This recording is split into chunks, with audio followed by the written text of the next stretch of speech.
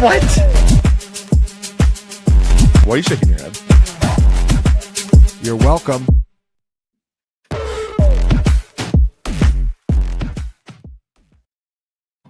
Tuesday night strikes again. That means Dynasty Points is back. We're here a little late, but that's okay. We never start on time. Starting on time is a myth. That is for boomers. We had to have a little cool down discussion before we got on here because some stuff got us fired up. But being fired up pre-show just means one thing, that Dynasty Points is just going to be on fire tonight, and I can't wait. Tonight on Dynasty Points, we are covering some hot topics from changing priors and why that can be important, and potentially last chances to buy certain players before training camp and the Hall of Fame game really kicks off. So you're going to want to sit down and lock in as myself, Thomas Tipple, Ryan Heath, and Lucas Gilbert give you the business on the Dynasty football streets. Let's dive right in. We kick the shows off every week with one of my favorite things that we've started to do, and I'm disappointed this week. I'll say, I don't know if we didn't stir up enough controversy, Ryan, Lucas, last week in the show. The comments fell flat. They let me down. But I did find 3 for the Dynasty Points comment review sent in by you guys on the Fantasy Points YouTube channel, if that is where you want to leave a positive or a negative. Let's start out with one that I had to address on the market report last week, and I'll explain why in a minute. At Bobble agreeance, what the chowser is this nonsense? Did y'all collectively agree to pretend agreement isn't a word, or is Tom's 4th grade reading level contagious? Also, shame on Jacob for correcting himself on less, fewer, and then immediately regressing. Stannis expects different. First off, I was elected to lead, not to read. I have smart people around me on this podcast. I have Ryan Heath, who is a stats nerd that clearly never goes outside given the pigment of his skin in a muscle shirt.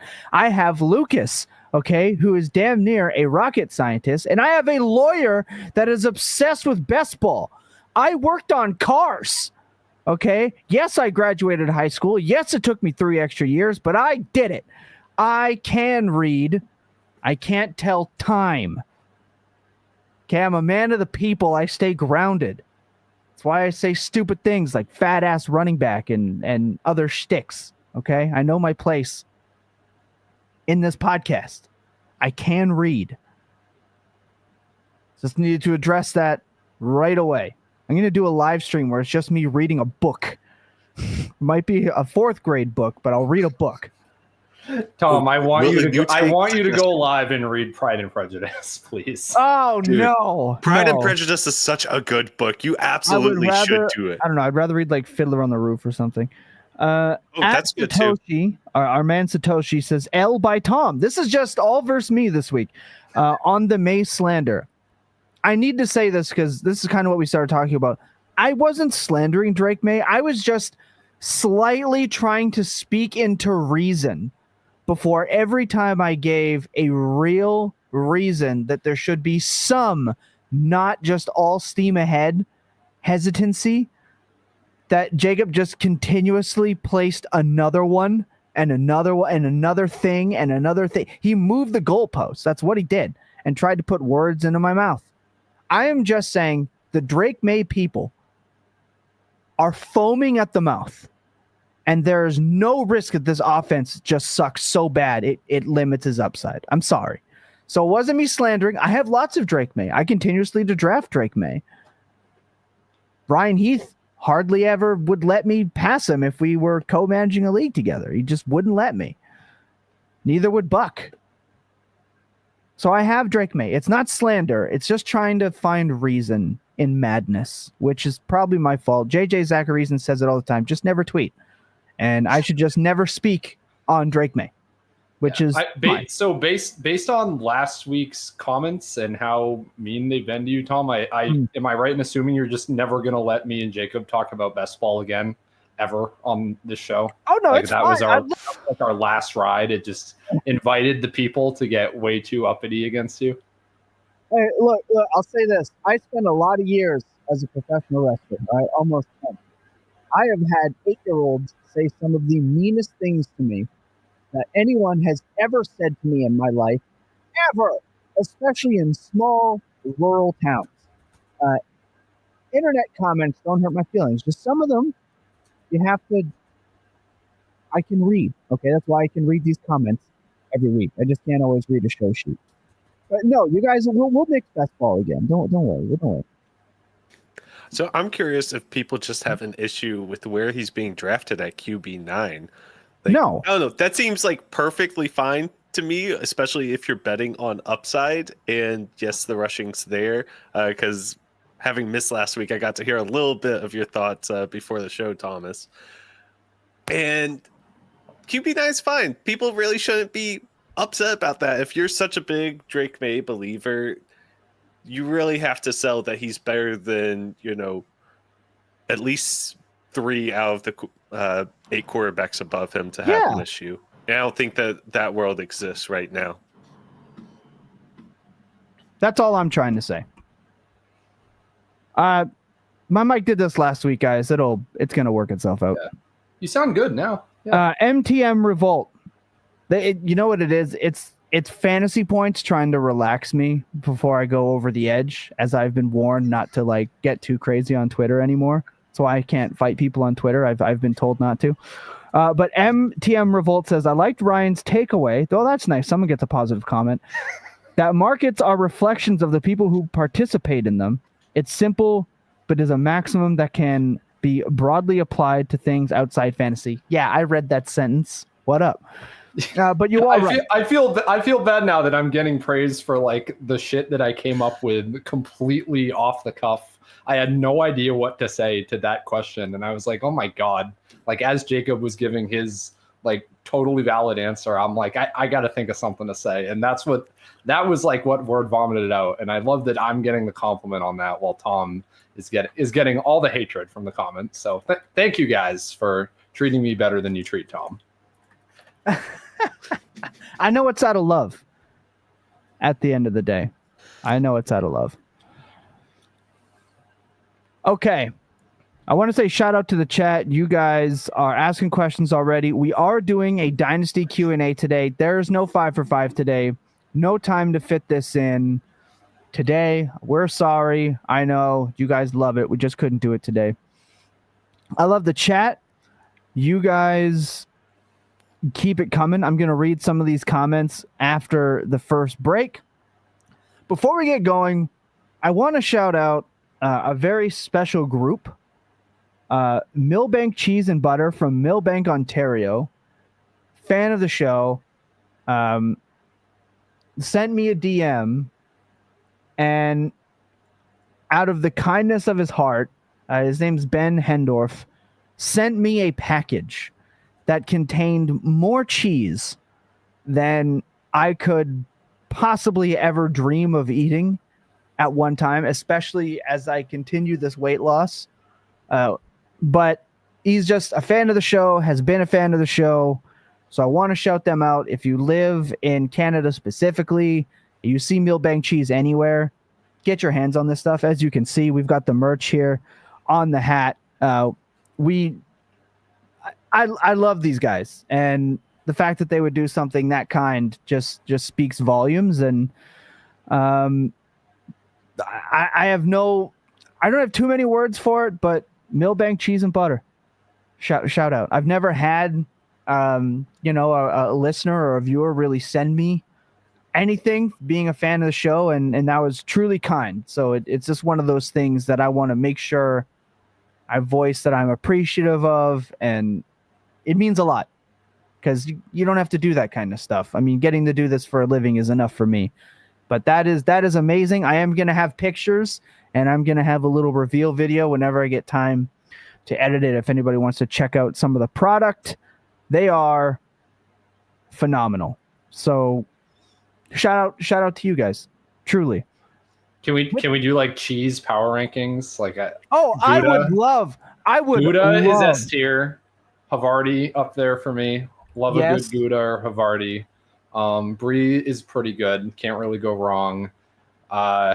Anything dill I don't like. That's not just a cheese thing though. I'm always like anti-dill.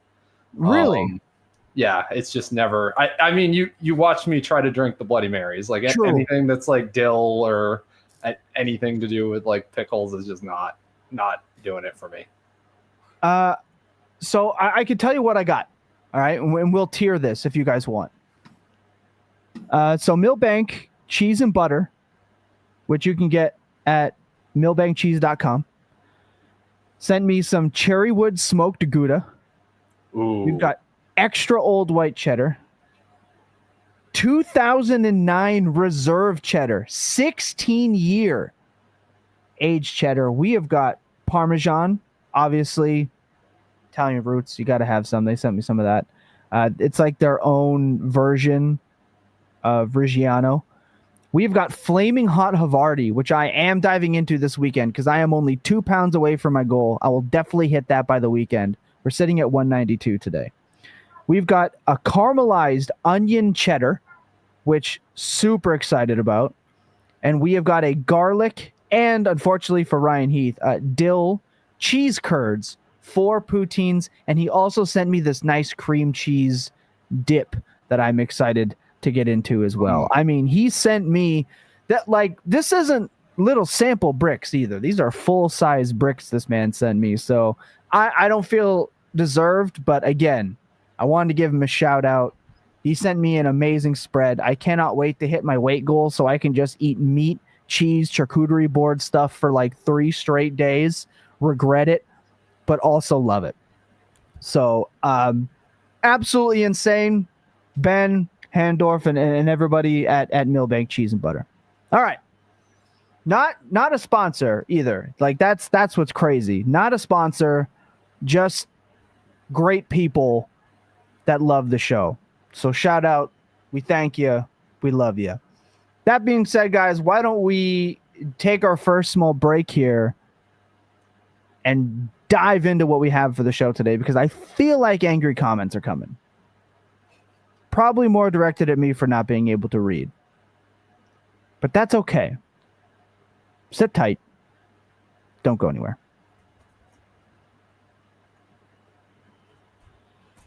We talk a lot about staying water and staying level-headed and staying open to change, which is really important. In Dynasty specifically, in my opinion. And I believe we all share that opinion. Being locked into a take can sink you very quickly, very harshly. We've decided that we are going to go around the room, the table, the interweb blocks that we're in,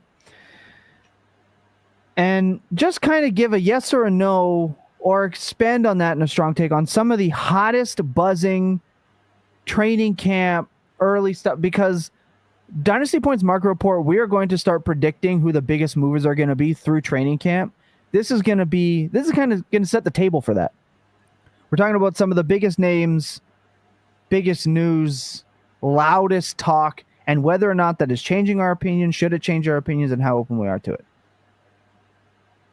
Let's get into it. We're going to start with Jayden Reed was playing 2 wide receiver sets on Monday. And somebody had already commented, I am Kev at 8:22 before we went live. Said Jayden Reed in 2 wide receiver sets, I bet. You know it. We're going to talk about it, because the first thing, before I send this off to Ryan, the first thing I noticed is everyone wanted to talk about when Jayden Reed ran in 2 wide receiver sets and how it's wheels up, and ignored every other day he didn't run in 2 wide receiver sets, as if NFL teams don't rotate players in different sets in training camp. It's almost like receivers all have to play different receiver positions at different times just in case. That was my takeaway. I'm not even taking away from it in and wheels up. Who was on the opposite side? No, teams just do this. If you've ever been in a football practice, I have. I've also ran them. You just do this. So, Ryan, I'll pass it off to you because my boomer, it's just football stuff. I can't get excited about this. Yeah, no, I think you are exactly right. Scott Barrett had a tweet, or I don't know if he tweeted it out or if he just sent me the screenshot, but essentially, yeah, every combination of wide receiver on the Packers' projected 53-man roster has been running in 2 wide receiver sets over the past handful of days. They've been rotating through. We obviously have seen guys like Bo Melton and Malik Heath run over Jayden Reed in 2 wide receiver sets in actual games before. So no, one day of Jayden Reed in training camp running in 2 receiver sets. I believe it was opposite Dobbs in this case. That's not moving the needle for me on how I view Jayden Reed. Now, I've really liked Jayden Reed's price throughout this entire offseason in both the Dynasty and in the format we're not allowed to talk about. So I'm hoping this doesn't move his costs, because if Jayden Reed is around more expensive, suddenly I'm not quite as into it. I will say, though, that this has given me a little bit more of like an inspiration to imagine and think about what the world would be like if things were just and fair, which is, it would be pretty funny if the first time the Packers really give an honest try to Jayden Reed in 2 receiver sets is just because they draft Matthew Golden. He should be the presumed guy to play on the outside, but he's a rookie, so he's got to earn it. And now we've got Jayden Reed that he has to beat out. And, oh, wow, we just realized Jayden Reed is way better than Matthew Golden, which is my take, is probably the takes of most, I'm assuming most people on this program and in the fantasy points orbit.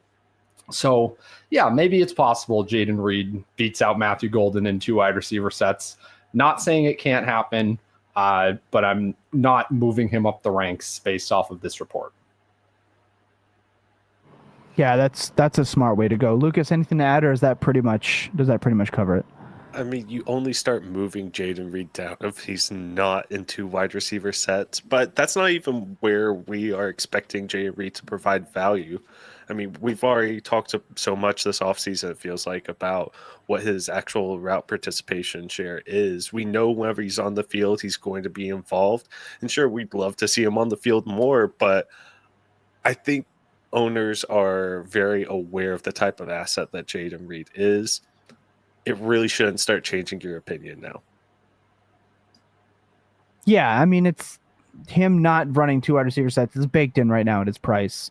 Not moving him, not going up. I saw some people try to send for really cheap 2s, but it's you're not moving him at this point. He just is what he is. I know there's a lot of hope. I've seen Stephon Diggs comps just because of this stuff. It's just relax. Chill out a little bit. Let's see what happens with the offense. I added one here really quick, just because I love this one. I saw it again. Yeah, different catch, different route, different everything. Saw it again. There was a lot of talk about how jacked Marvin Harrison Jr. got, and how that suddenly is going to help him be more explosive. Now, I'm sorry. There's very few things that can make you get bigger and faster. One of them is anabolic steroids. Right? That's one of them. That's the big one. That will do that, yes. That'll do that. That is, yeah. And the other is just disgustingly insane genetics and then some. Okay? Marvin Harrison Jr. so far, every catch that I've seen looks like he can't separate. Every single one of them. It has to be a jumping, contested, they're on the outside. He hasn't separated. One of them is an out route, and the DB is on him like glue. And I'm concerned. I am super concerned that, yes, he got bigger, but I'm also still concerned that he already didn't have that screen portion of it. That's not his game. He's a receiver that would have excelled in 2010 by his body type. If he was a little bit shorter, it probably would have benefited him because they might move him inside. Getting bigger might have hurt him. But at the same time, I'm just concerned that he's still just not separating, and Kyler does seem to be throwing the ball late. There's something not clicking. So I'm sorry, but Marvin Harrison Jr.'s quote-unquote hype doesn't do it for me. It doesn't look like he can separate right now. Thoughts? Yeah, I fully agree. The one clip I saw was not really like knocking my pants off with the separation at all. I guess the one thing I will say is that you should always expect like the extremely highly drafted skill players to, from the year prior, especially if they weren't immediately as amazing as expected, to get the training camp hype. Because beat reporters know that is what gets attention. That's what gets clicks. These are the guys that fans of the team want to hear about how they're looking. So anything that's like vaguely positive, especially about those guys, is whatever to me. Yeah, agreed. And look, I'm not saying, oh, it's just a couple of clips. You don't know what you're talking about. You're not a scout. Let the scout scout. Don't care. I'm sorry, but he's getting draped over by every DB that I see and every play that I see. Sorry. We're talking about opinions here. We don't know everything. We're just asking the question, does this matter to us right now? Does it change our priors? Lucas? It doesn't change my priors, but it just makes me kind of sit here and wonder, like, what has happened with Marvin Harrison Jr.? We were talking about him being the single greatest wide receiver prospect of the 2020s. Like, this decade, he's going to be the generational prospect. He won the Blitnikoff his last year in college. He absolutely dominated his last 2 years in college while setting a record for touchdown catches in the Rose Bowl. Like, this guy was absurd. And now we're sitting here going into year 2, and he can't do the one thing you have to do as a wide receiver, and that's get open. If he's not going to get open, I don't think his draft capital is going to earn him targets very long in this offense. Especially, whenever we have a true alpha wide receiver sitting there in the tight end position, like it's really tough to start getting excited. And I was doing a quick little look about what his trade value is right now, because I know in leagues that we're in, he's going for a little bit less than I would kind of expect him to go for in trades. And, at that kind of cost, I was a little intrigued. I saw him go for a first and a third in one league. I was like, I can talk myself into that. Like, that's pretty good. Yeah. But whenever you're looking at all of these additional leagues, it's 2 firsts almost all the way around, or a combination of players to get up to like a 2 base first sort of value, and that's just not going to cut it, especially if you're looking for a buying window. He still is, he's not losing the generational prospect tag for a while. He's just not going to. The situation in Arizona still has a lot of upside for him. I think he can earn targets because, aside from he who shall not be named right now as the alpha wide receiver, there's not a lot of additional competition, and we've seen Kyler can support really good wide receivers in fantasy. Like, he has that ability. Just got to put it together, and I don't know. I'd love to actually see something good from his videos. Yeah. And if they can't find good videos right now, then that just might mean he might be cooked. And the offense hasn't changed. Like, for what we know, the offense hasn't changed at all. And we were all bitching. The couple of weeks that he got, like, the insane routes, Ryan, I remember you wrote all that up. It was awesome. It was his best games. Go figure. And then they just immediately reverted right back. So the Marvin Harrison Jr. stuff, is like, here's my like quick Marv take and how it's kind of updated over the offseason.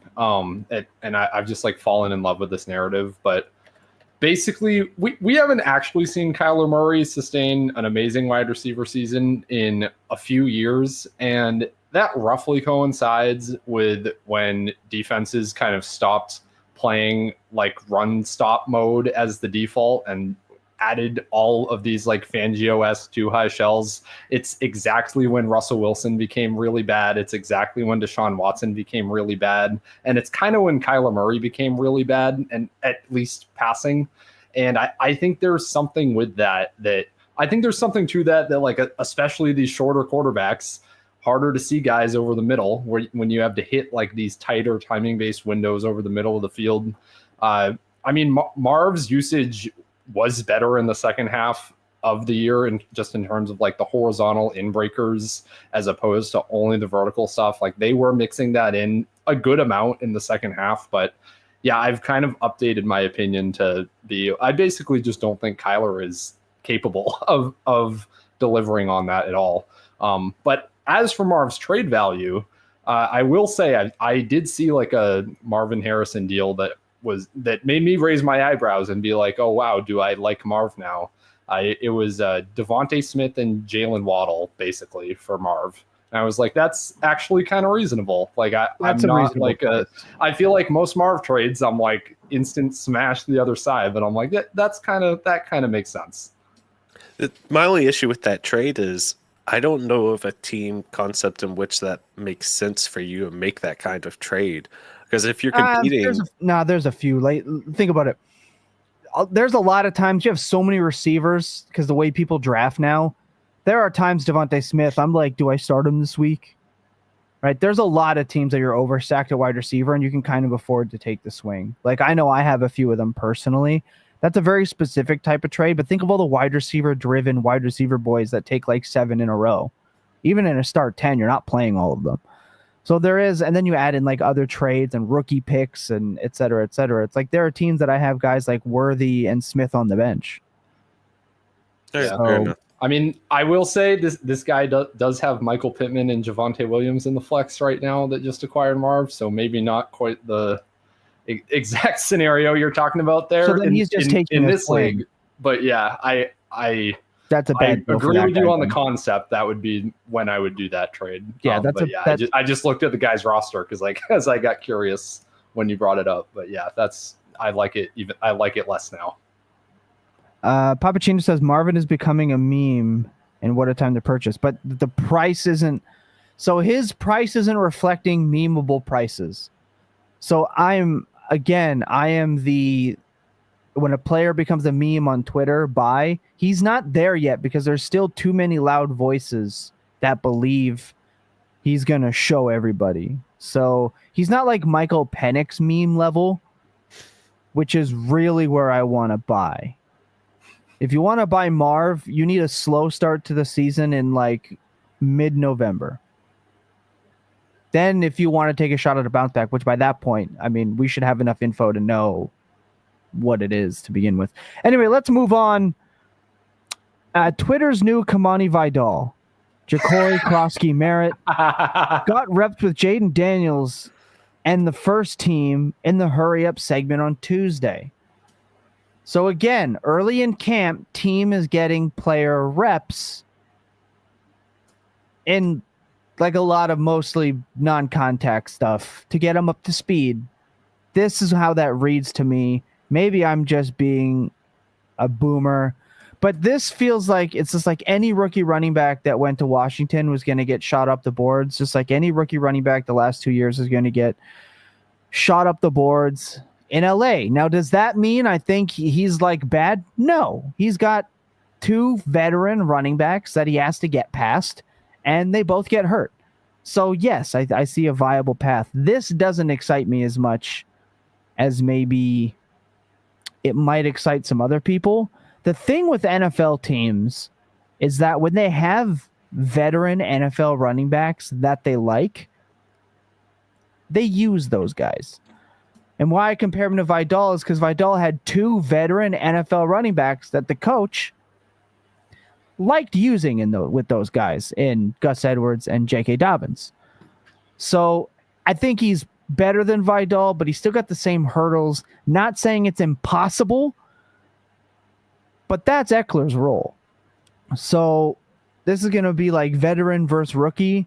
Is it nice to see this now? Absolutely it is. But this to me just screams a little bit like, oh, he's getting played out at wide receiver at practice. That's what this feels like to me. Ryan, tell me if I'm wrong. Okay, you're so wrong, Tom. Holy shit. I was about to say, can't believe how wrong you are right now. Yeah, he's a boomer right now, fully. You are booming hard. I'm about to go check your exposures on JCM. I don't have shit for JCM exposure, I think. And that's mostly because I'm too lazy to set waivers in dynasty leagues in April. That is the reason I don't have that much JCM exposure.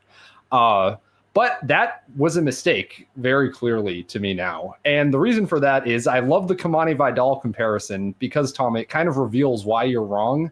I'm not convinced Jim Harbaugh knew who Kamani Vidal was on July 29th last year. I'm not convinced Jim Harbaugh knew who Kamani Vidal was until like week 9 last year when he had to actually take snaps. I don't think he knew who he was when he played him because all their running backs got hurt. I don't think Jacorey Croskey-Merritt as an undrafted free agent running back getting even sniffing a singular first team rep in late July is amazing. I said it's good. This isn't to say like, oh, he's gonna go take Austin Eckler and Brian Robinson's job or whatever, but just the fact that the team knows who he is, B, gives him enough of a shit to have him at all on a field near Jaden Daniels in his vicinity, that increases his dynasty value from being a post-rookie draft waiver level player to like, is this a throw-in type of player now? Yes, I would say so. Am I sending a third for him? But like so you don't believe pick. Then? You're going to stand on a podium. Don't believe then. Hold on. First off, I never said it wasn't good. I said it's great. I said it's good for him. You said I don't care. I don't care. You said it was bullshit and you didn't care and that you're a boomer and that they are just going to use the veteran running backs and nobody cares. Jacob, you're putting words in my mouth. Not what I said. I compare Jacob's him. not here, so I gotta give you the Jacob energy here, Tom. Just remember, I've argued with that lawyer going on 6 years now on this show every week. I know how to do it. So let's wing this back. I compare him to Vidal because he's the Twitter sleeper running back favorite that went to the offense that we wanted that has 2 veteran running backs. That comparison is bang on because any rookie running back that went there, somebody was going to say they're either the smash pick or they're the sleeper pick because we pick one team every year and this is the new hotness. Okay, there's old and busted, and then there's new hotness. If you get that reference, you can leave a comment. I don't know. I'm going to call a timeout on that one. You can get Jacorey Croskey-Merritt and a 2nd-round pick for DeAndre Swift right now. That is a smash. Sure. I'm doing that every single time. Let's see. Jacorey for Jalen Royals. Do we even have proof of life on Jalen Royals? Do we know that the Chiefs know who he is? I'm not totally sure on that one. Like these trades are. I just want Jacorey, except for like where you're trading George Pickens for Jacorey and Keon Coleman. I understand. These are great. Listen, I understand.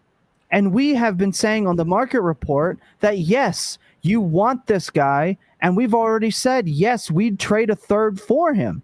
I'm not even saying not to acquire. What I'm saying is that I am not surprised. He's also not undrafted, nerd boy.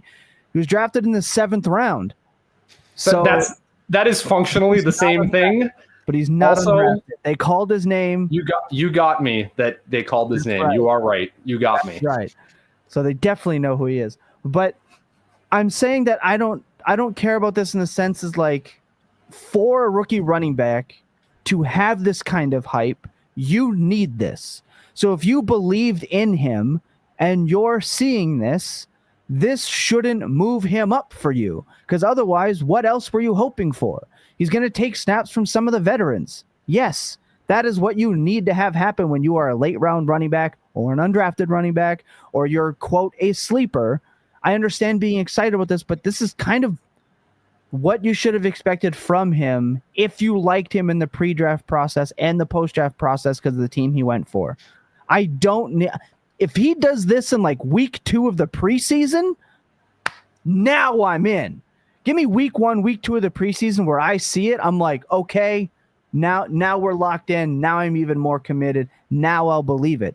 But this to me is like running back is out playing wide. It's like, yes, they're going to do this when there's nothing on the line here in practice. They're going to give him the reps here. I want to see it when it matters, and that's in the preseason. Okay, well, Jacorey Croskey-Merritt is running with the first team. Let's see who's been running with the third team among running back rookies this week. We had Travion Henderson was running with the third team this week. At least one other good highly drafted running back was as well, and people were freaking out. You trading JCM for Henderson? No, obviously not. But my point is, it is not normal for a rookie running back to be getting first team reps in late July. It is a genuinely positive sign. And I do think that if positive, but you also said you don't care how you look at him. Yes, show me it when it matters, not when there's nothing on the line. Show me when it matters. You can't be living in both worlds. If there is now a 20% chance that JCM turns into something, that is better than the 0% chance that insert running back here, who is like a late round guy that we've heard no proof of life on, like Raheem Sanders or someone. I don't even know. Oh, that was undrafted. That are hovering at like 0% right now, and JCM is no longer there. Sure. Let me ask you this: the season kicks off. Who's taking those snaps first? Austin Eckler. Yes, in all likelihood, who's taking those snaps second? Brian Robinson. So he's still like, this is what I mean. Let me see it when something's on the line, and then he can outperform the other guys doing it when there's something on the line, not when they're running against their own practice squad, their own defense, etc. Let me see it and see if he can actually perform better than those other guys, rather than they're just getting him in there to get comfortable to use him. That's all I'm saying. That's what this reads to me. So I'm not overreacting to this, because you needed him to do this to be relevant. It's fun and it's exciting and it's good, but it's not making me be like, he's going to go into the Drake May, Jayden Reed, Odunze, Jameson Williams pile of players that you can't talk normally about because he did this one thing. I'm not doing it. It's okay. It's cool to see. It's awesome. It's great. But you're apparently higher on JCM than I am, which I learned during this segment. You would send a 3 for him happily by the sound of it. We've been saying it because we love dirtbag running backs on the market report. That's why we talk about fat ass RBs. What I'm saying is, if you're not knocking Henderson for running with the third team, I don't think him playing with the first team should be like a mind blowing, game breaking. This is what he was expected to do. All right. If you were in on him. Okay, so here's what I'm hearing right now. First off, Washington was not the nut landing spot that we were wanting for these late round running backs. It was Dallas and Jayden Blue. Or Chicago. Anything like this. Sorry, Chicago. But if we heard anything even remotely close to this about Jayden Blue in Dallas right now, people are sending out future seconds for him immediately. They would do DeAndre Swift for Jayden Blue straight up. Game over. All right. Who doesn't Dallas have?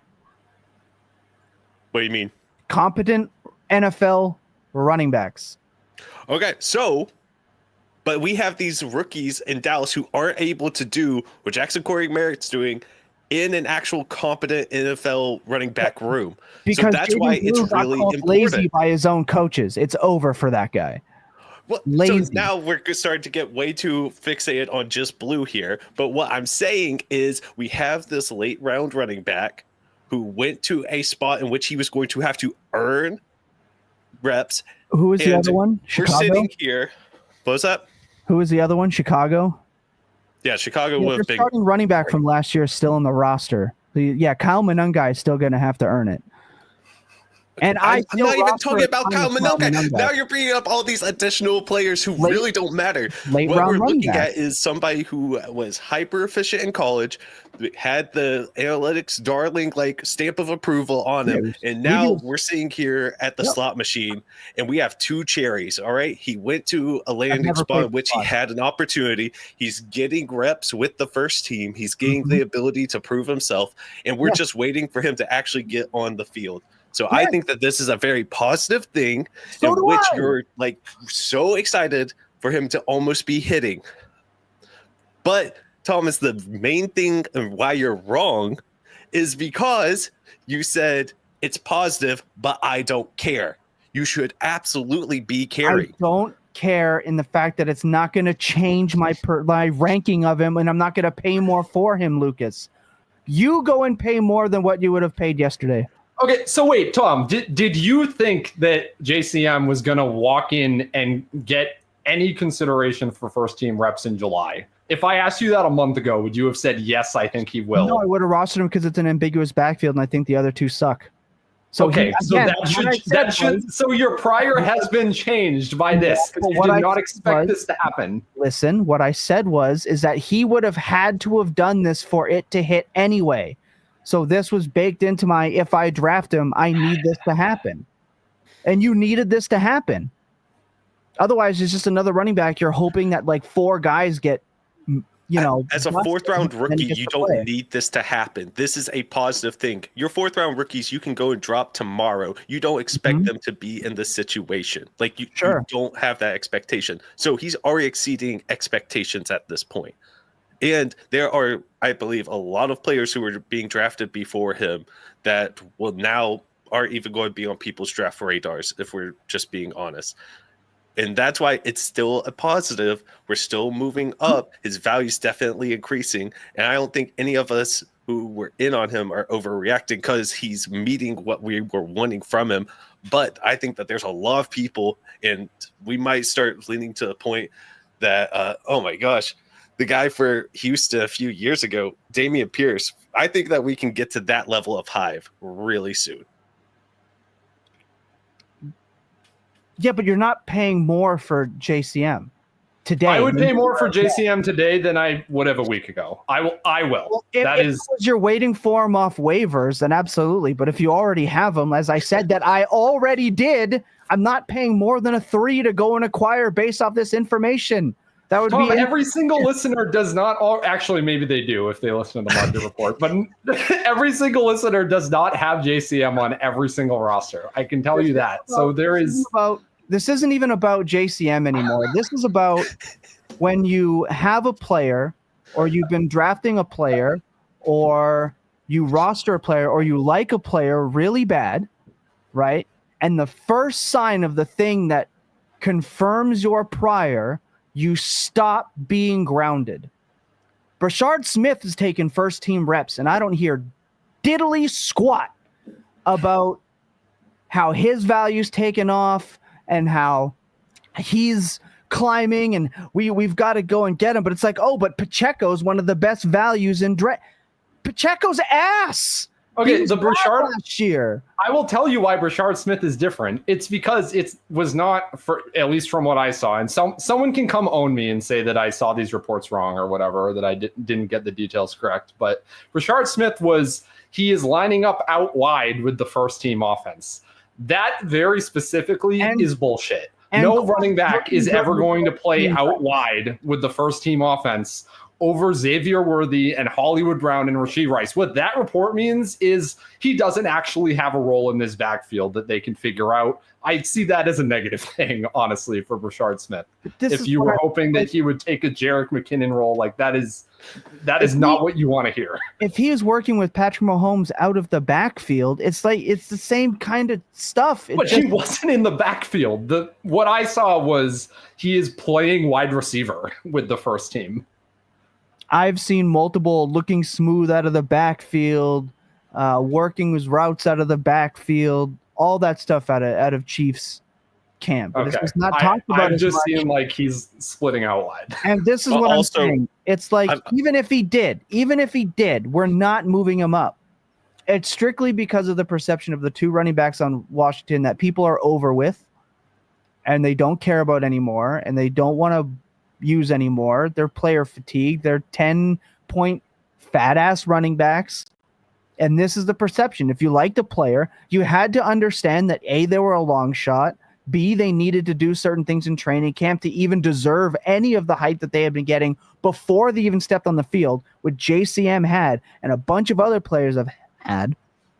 And if we preach staying grounded, we have to understand that he's just doing what he needed to do to get there, which is why I said, A, this is good. B, I'm excited. But C, I want to see it in a situation that we can actually see if he's good at it and will actually have the opportunity to earn these snaps. Because what happens most often, starting running backs get hurt, and then our super fun favorite rookie backup running back, we're like, he's coming in, he's getting all the snaps, and he doesn't. It's some other veteran running back that everyone had forgotten about for 4 years that comes in and eats 65% of those snaps until the vets come back. That's the life of a 6th and 7th round running back. That's just generally what happens unless you are a Pacheco-esque type situation. So it's just about staying grounded and not overreacting. Yes, you're going to pay more if you were paying 0 before. That's not what I'm talking about. I'm talking about if you already had him, already believed in him, he was already part of the hype train, you're not adjusting because of this unless you're somebody that is immediately prior confirming, which I always tell people not to do and to wait and see when it's real. Because that's how you get trapped into sending legitimate assets for illegitimate players, and you're left at the altar. And that's where you end up seeing like JCM, like at JCM fanboy fan club 31219 tweeting at the Commanders telling them they used the player wrong. Like that's how you end up down that rabbit hole.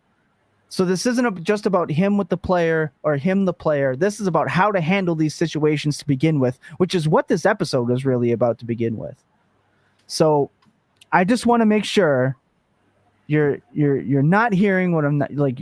Make sure you're not hearing what I'm not saying. All right, now I think we understand each other now. We can move on. JCM just goes in the S tier of players that no one can be normal about. I guess we can't be normal about him. You are. I'm not. Apparently, I'm being not normal about it. Okay. But yeah, I think you're the most normal person here. All right. Let's move on to another player that nobody can be normal about. Preach. Right. We got here. We've got Preach. Hallen wants us to keep going. Macho Man, the same guy that asked where to send in where to fire me, says that I'm right, and I'm getting dogpiled. Maffa is also good. I agree. Oh my gosh! But is Maffa actually the name I was searching for in terms of like guy that we don't have proof of life on, or do we have? If we have gotten any sort of news about Phil Maffa, I would be the most annoying person on this show because I have been saying Phil Maffa now for almost 4 months at this point about how you need to pay attention to Phil Maffa. But I can't do that because he's not getting reps with the first team. So I'm not going to talk about him. Be more like Lamar says, I don't disagree, but trust is a huge factor. Yes, I agree. That's why it's tough to get past the veterans. That's why. All right, let's move on. Let's talk about, oh boy, Bears Insider. The player no one can be normal about. Right. This guy is S tier player no one can be normal about. Thanks, JSN. Bears Insider Ben Devine claims Rome Odunze is now the Bears wide receiver 1. And before we went live, Ben Johnson was talking about how he's the prototypical X wide receiver. Oh, the X wide receiver is notably like a really productive role in Ben Johnson's offense. That's really cool. That's exactly why we drafted him as the wide receiver 16 pre-NFL draft in dynasty startups, right? So because he would be the Ben Johnson. Oh shit, no, it was the Ben Johnson slot that we were super obsessed and not normal about. That was the entire argument, wasn't it? Ah, damn. Yeah, that's kind of rough. I didn't even see that Ben Johnson thing before the show, but that's hilarious. See if I can find it again. Yeah. Now look, I'm not gonna sit here and continue to slander Rome because its price has gone. It had gone down. Okay, yeah. So it got to a point where it was time to buy. His price went down to it was reasonable enough where he's no longer your wide receiver 2. He could be your wide receiver 4. Why I think this stuff with Rome and the drumbeat for him kind of matters is all the negative stuff about Burden. And I have some thoughts on Ben Johnson if you guys want to hear it. I don't know if you guys remember, but I don't remember if it was last week or the week when we had Pat Dougherty on where I said, like, there's a real risk factor with rookie head coaches coming in from strong philosophy-based mentalities and trying to establish that mentality in their new place. He berated Burden for a mental mistake in practice and kicked him out of team reps. I'm sorry, but if you're hashtag establishing the culture, I'm going to get absolutely flamed for this. It's giving me Matt Patricia, right? It's giving me the Matt Patricia vibes. I'm in love with this take. I love this. It's giving me Josh McDaniels. It's giving me Joe Judge. Yes. It's giving me everyone that came from the Patriots. We're God. our brand. We need this. You have to do this. He's screaming at guys. He is being over the top. He's asserting his dominance. He's hashtag establishing it in training camp. And Hallen really hit this earlier. He said, what's the line on weeks before Burden finds a therapist because of Ben Johnson? Line at 5.5. Are you leaning the under? And I'd be leaning the under. But when a coach is establishing it this heavy and you look at the players that he has around him, like a guy like Caleb Williams, who already went through it, already makes mental mistakes, and he's going drill sergeant mode, this screams Matt Patricia, Josh McDaniels, which is not how I would want to see it handled. I'm also really in love with Colston Loveland as a target at this point.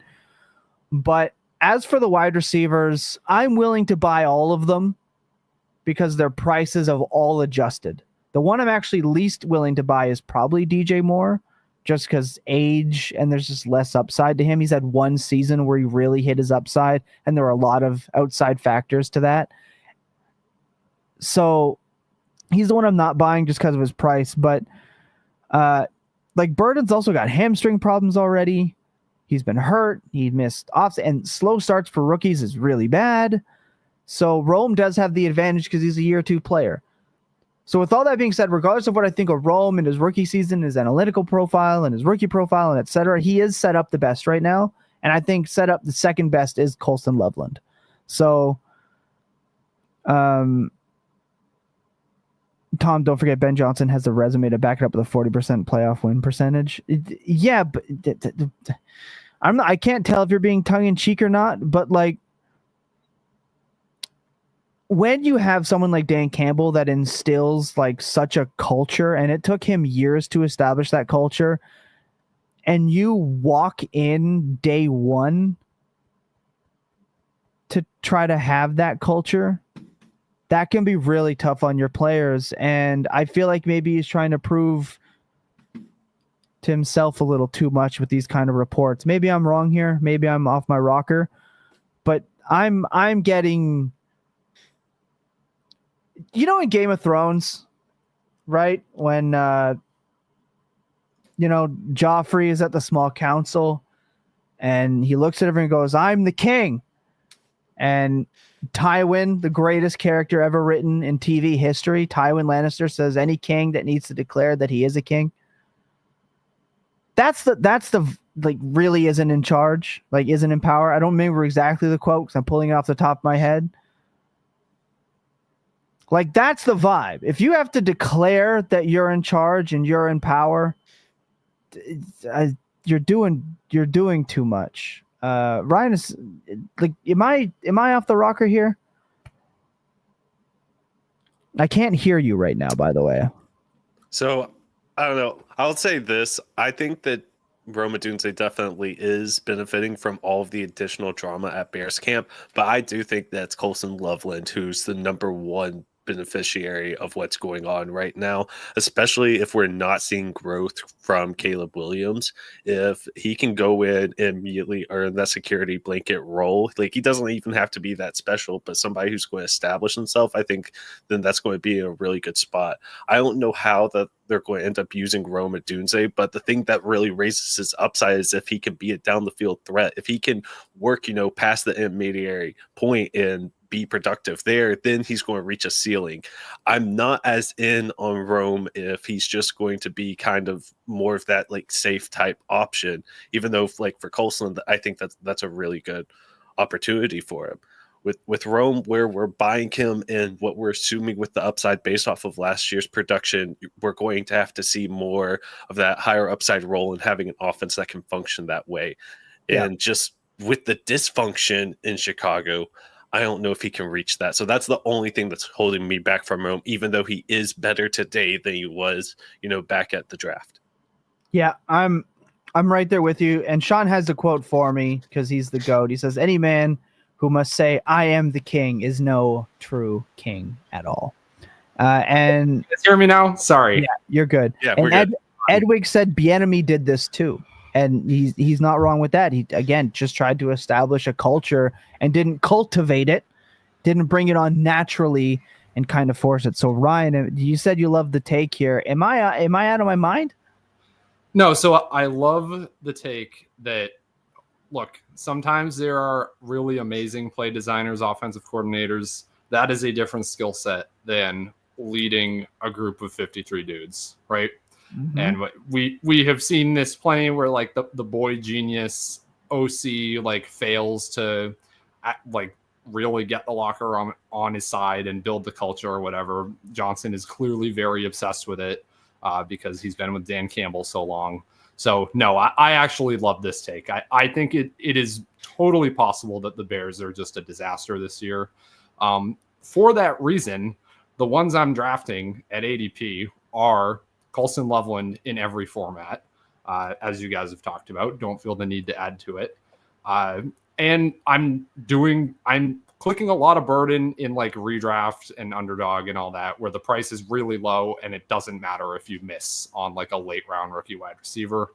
I guess I just sold my last burden share in Dynasty a week ago. So that's where I kind of stand. But I did just want to say, quote unquote Bears insider Ben Devine got off easy in this segment because I did put it on the show sheet kind of just to make fun of this guy. I don't really know him. Nothing like actually personal. It's not really making fun of him. It's making fun of how us fantasy people like react to things we see on the internet. Which is, as far as I can tell, this Ben Devine guy that tweeted out Rome Odunze is the Bears wide receiver one going forward. It is not actually like connected to the team in any way. Like I'm sure he is at training camp and is tweeting out the things he's seeing. But a shockingly large amount of the information you see on Twitter is just guys putting stuff online that have takes and opinions and are seeing them. And a good way to test for this is you open the tweet and you go and look at the comments and see what he's saying to people that disagree with him. And it is literally, didn't you watch the film from last year, bro? Didn't you watch the tape? If you disagree with me, you didn't watch the tape last year, bro. So just understand that like your opinions, your mind is going to be shaped by the information you take in, your information diet, and try to be discerning about the types of information across your timeline. I don't think we say bro enough on this podcast. Bro, we're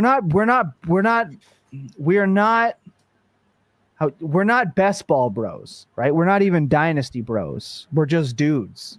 And I think that's different, right? I'm an elder statesman in terms of age level of this podcast, and I'm probably the most immature one here. So, we're just not a lot of bros here, but I agree. Ryan, I just sent you he's the prototypical X. I did. I just forwarded it to Scott Barrett. Rome will be buried in his rankings, I'm sure. Don't start calling me Unk. Let's not do that. I'm not Unk status at this point. I'm only 36. Relax. But this is like one of those things that's, when beat reporters give you the depth chart or their depth chart, it doesn't matter. It does not matter. It does not matter. That's one of those ones that don't matter. Okay. We got a bunch more to get through, and I think we should just rip through them quick. Yes. So we have got... Let's see if it's possible. I don't know if I can get through this one quick. We can go through this one quick because I have a different take on it for the next segment. Shedeur Sanders is the only Browns QB not taking reps with the ones and is buried in the depth chart, firmly sitting in fourth place. I watched the bomb that Shedeur threw in practice. That throw was so late. That man was Joe Theismann in half multiple times in game. And the throw was late and almost out of the back of the end zone. Bad. And he is... Do you remember the worry with Deshaun Watson was that he couldn't play in structure in Stefanski's offense? Shedeur is not a play in structure type player either. And an NFL playbook might be tough for him at this point. You might be the last one to get on the field this year. I'm not sure. I know Joe Flacco is like break glass, and I know the word is they really want Kenny Pickett as the guy from everything that we know right now. But not good. Not good with Shedeur, and his draft capital might be right. He's one of those players that every clip is a good clip if you really liked him, and then to everyone else watching it, it's like, ugh. So I kept drafting him just in case. I don't know, man. I'm out. None of this stuff looks good to me. See, this is the one where whenever you say it doesn't matter, I don't care about it, it's appropriate for this player. I really don't care whether he was a 3rd round pick. Like, I knew I was getting drafting a quarterback there. So let's say that. Oh my gosh. Oh gosh. Sean said so, lady. No, child support. No. Oh. This chat's out of pocket every week. Oh. All right, carry on. No, that was it. I really don't care. Well, I think that we'll see Shedeur at some point in time. I don't know when this season, but when they're 2-13. Let's move on. Cam Skattebo is already getting reps with the ones. Obviously, we like this. The catches at the end zone have been pretty cool. I think this speaks worse news to Tyrone Tracy because I've heard nothing. All right, I haven't heard anything negative. Haven't heard anything positive. I've just heard nothing. That's bad. More than I think the Skattebo stuff is good. Really bad for Tyrone Tracy Jr. That's my take. I'm not really buying Skattebo. If I have him already, I'm cool with having him. Not going to go out and buy at this point, but that's my take on this, Ryan. And I can't hear you again. Lucas. All right. So I was going to watch what you were saying there really carefully after our 20-minute conversation about Jacorey Croskey-Merritt. Yeah, different draft capital. You said similar things, so you weren't tripping up there. I think that that's definitely encouraging for Skattebo. No, you didn't say that you were buying more of Skattebo. No. So I think that's a positive. You didn't trip up there because I was getting ready. But I do think it's definitely a positive with him earning first team reps already. Like, that's exactly what we want to see. I don't know if I'm concerned about Tyrone Tracy yet, but I also just don't have enough shares to be caring that much too. That's fair. About Tyrone Tracy. That's fair. Yeah. It's just bad news when you hear no news, especially no good news. So, Ryan? Yeah, I'm just going to continue not having like a convicted take on this backfield whatsoever. My only take is like it for redraft, it probably doesn't matter. Like I still like Skattebo slightly more than Tracy in Dynasty, just with the receiving skill set that we've seen him have in college. So yeah, that's kind of all it is. It's good that they know who he is and that he's running with the first team. I'd have expected it kind of just with the requisite draft capital of Skattebo versus Tracy. It's not surprising to me that both would be getting reps. So honestly, this one is maybe less big news to me than Jacorey Croskey-Merritt, but yeah, that's And Hallen says Cam Skattebo runs like the fanfics people had for Toby Gerhart, and it's you might be right, but I think there's a little bit more juice here. Ryan McDowell up in the chat here. Shout out Ryan, one of the legends, one of the GOATs. We appreciate you for popping in here. with us. Let's move on to the next one. Toby Gerhart had like 3 weeks where he was just unreal. And he was also could have been declared a Madden legend in that 5 for 5. If I get to do a 5 for 5 again in the future, I'm going to work Toby Gerhart into the answer at some point. I love that you're telling me that. Able to. I will make a note of that. Let's talk about Brian Branch. He says to get your popcorn ready for Jamo, OC John Morton wants to isolate him. He's had a general drumbeat all summer. I might be the last Amon-Ra St. Brown guy in Dynasty by the time this season is over. But can I just spit some more hot fire today? Because I feel like I've been on a hot roll, right? I'm buttering up a hot roll fresh out of the oven. I'm sorry. I look at it like this. You've heard insane drum beats about Jahmyr Gibbs, about Sam Laporta, and about Jameson Williams. Not about Amon-Ra St. Brown. And I think the reason for that is they don't need to see anything from Amon-Ra St. Brown because he's fucking awesome. They're like, yeah, you've got your job, bro. We know what you're going to do. And it's catching 90 to 100 passes for like 1,200 yards and like 8 touchdowns, maybe more. Because the quarterback's still Jared Goff. And we know what he does. And we know whose offense this was before Ben Johnson got there. And that guy's still there.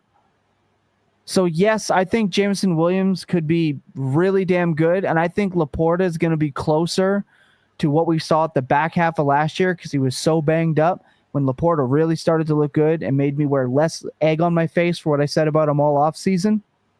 And Jahmyr Gibbs being awesome. Yeah, he's the best running back in the league last year. Yeah, he's going to be awesome in camp. And he's getting more reps. Awesome. Those guys are going to get more targets, but where are they really going to come from? And I don't think it's Amon-Ra St. Brown who's been their best weapon since they've got him. So, yes, this might be the slot thing. Yes, it may not be. But remember whose offense this is. This, to me, screams everyone is getting the hype because they kind of need it. I think Amon-Ra is so locked in as they're just like star established veteran that great news from camp with him is like hearing Justin Jefferson is doing awesome in training camp. No shit. So I'm looking at it that way. My priors are not changing on Jameson Williams. I called him a buy last week. And I'm going to stand firm on the Jameson Williams outscoring Amon-Ra St. Brown thing is still ludicrous. For now. Yeah. I think the Lions want good vibes with Ben Johnson being gone. I think the team has somewhat of a chip on his shoulder. John Morton definitely has a chip on his shoulder, but the team in general want to continue to perform well with Johnson gone. I am with Tom in terms of I think when you're trying to generate a drumbeat and talk up your guys, of course you're going to talk up all of the secondary options in the offense. Because, yeah, what is the point of saying how amazing Amon-Ra St. Brown is? Like, the guy is top 5 in the NFL in first downs per out run over the last 3 seasons. He's entering the prime of his career. But we're all just bored with him. That's really kind of what it is. Yeah, it's player fatigue. Yeah. So he's not a sexy player. He doesn't do the sexy stuff. He doesn't rip off 80-yard touchdowns. He does the boring PPR stuff that people love on their game day, but hate in the highlights. It just is what it is. I will give just one caveat, which is Jameson Williams, I do think, is a skilled enough football player that if the Lions want to make Jameson Williams the focal point of their offense, they can, and it will probably be okay. I mean, we saw plenty last year. His average separation data was incredible. Part of that is because the scheme was really good, and they would just isolate him outside like Morton says he wants to do. He would run across the entire formation, catch the ball with nobody within 5 yards of him and turn upfield. And that was like a lot of the Jameson Williams separation and highlights and production last year. Is that going to continue? Probably. Will there be more of it? Maybe. I think Sam Laporta's ADP sucks right now and has sucked for like the entire offseason, just because of how crowded it is here. If you're at all a Jamo believer, I don't think you can have any Laporta at ADP pretty much. I would say Jamo's ADP sucks slightly less than Laporta's does. It's probably about to suck more though with this. He's at wide receiver 28. I'm fine with that. He's in between Pickens and Metcalf, and I'd rather have Jameson Williams. So I'm fine. Okay. Yeah, the Dynasty ADP is fine. I'm more in redraft land where I think he's a round too expensive, but it's like I think he's got like wide receiver 2 with like wide receiver 1 weeks built in. We're also still expecting this offense to be like God tier efficient with a lot of coaching staff gone. And at Brett, like, again, we say this a lot, but at the beginning of the year, they tried to make him like the focal point of the offense. And then they were like, oh, it's not working. And then they went off of it. And that's why Amon-Ra got off to that such a slow start and et cetera, et cetera. We're wondering what's going on with the Detroit Lions offense. But, oh, Jameson Williams broke a few plays. He didn't even really have groundbreaking. Like, he's talked about like he had 35 plus point weeks and that it wasn't really. So yes, if you get a little bit more, that's great. If his efficiency keeps going up, that's great. There's a lot of mouths to feed in that offense. And this is one of those offenses where it's actually might be a little bit concerning. So I like the drum beat. I like the hype and I'm buying at those prices. But like Hallen said, his price is going to go up and I'm still going to be okay with them in round like 6. Round 5 is where I think I'll probably tap. Contract year 2, a team that's got a lot of people to pay. If he does go off, they're going to like. There's a lot of factors in here with Jameson Williams, but the camp stuff reads to me. Amon-Ra has been so quiet, not because he sucks, because he's so good it doesn't matter. And maybe again, I'm going to be the last Amon-Ra St. Brown guy left standing. I don't know, but that's my take on it. Let's move on to the next one. Joe Mixon is expected to be out extended period of time with a foot injury per rap sheet. This changes a lot for me. He's dead. Yeah, it is done. Dead for me. So I'm out. And if all the teams that I'm holding now, I just got to slap that dude on IR and pray he can get me 10 points in week 10. You know what I mean? Yeah. That is pretty much it. Like there's no there's just zero incentive to even think about purchasing Mixon at any price right now. Like, yeah, just why would you do that to yourself? It is way too likely that this extends into the season. I want to say it was the same foot that he had issues with last year.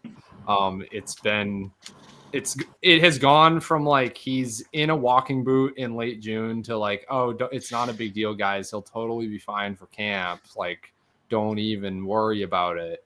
And now it is pretty much immediately as soon as camp starts. Yeah, we're hoping for week 1. He'll be out an extended period of time. So yeah, we're done here. I guess like maybe the more interesting thing is, are you renting Nick Chubb? What are we paying for Nick Chubb? Nothing. It's Woody Marks season, baby. Woody Marks. Oh. Like, the coach said, oh, his age, he's been through a lot. I'm sorry, but that just sounds like, yeah, he's slow as shit. He's done. I'm out. I'm completely out. Maybe Woody Marks too, but I think CJ Stroud is throwing this ball 48 times a game. Yeah, I think that's the bigger takeaway Woody for Marks me is that the Nico Collins train is going to be insane. Bobby Slovik's not there to run the ball 80% of the time on 1st and 10 Jason Wright says Dameon Pierce time. Is he still there? I mean, maybe. Dameon Pierce is technically still there. Maybe. I mean, he was looking like a possible cut candidate, but maybe not now. I don't know if they can afford notably, I'll give an actionable note here. Let's do it. I'm working on my play callers article right now.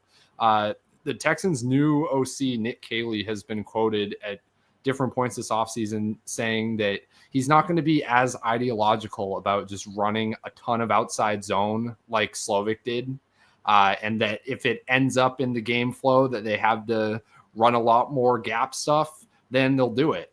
And kind of the reason that Dameon Pierce came out of nowhere and then immediately fell off the face of the planet is because the new coaching staff came in. Dameon Pierce only fits a gap scheme, or that's all we've seen him fit in the NFL, at least.